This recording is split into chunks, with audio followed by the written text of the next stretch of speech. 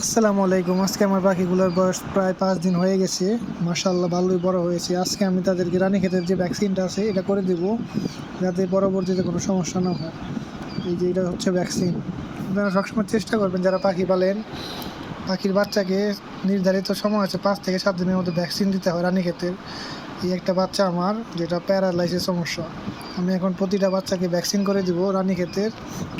Vaccine করে দেওয়া হলে আপনার প্রায় কোনো সমস্যাই থাকে না, কারণ ভ্যাকসিন যদি না করেন তাহলে দেখা যায় বাচ্চা একটা মারা যাওয়া শুরু হলে প্রতিটা বাচ্চাই মারা যায়। এই জন্যই সবাই চেষ্টা করবেন রানীক্ষেতের ভ্যাকসিনটা দিয়ে দেওয়ার জন্য, যাতে কোনো সমস্যা পরবর্তীতে না হয়।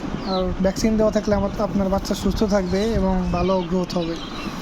সবাই দোয়া করবেন আমার পাখিগুলোর জন্য। মাশাআল্লাহ আমার পাখিগুলো ভালোই বড় হয়ে গেছে।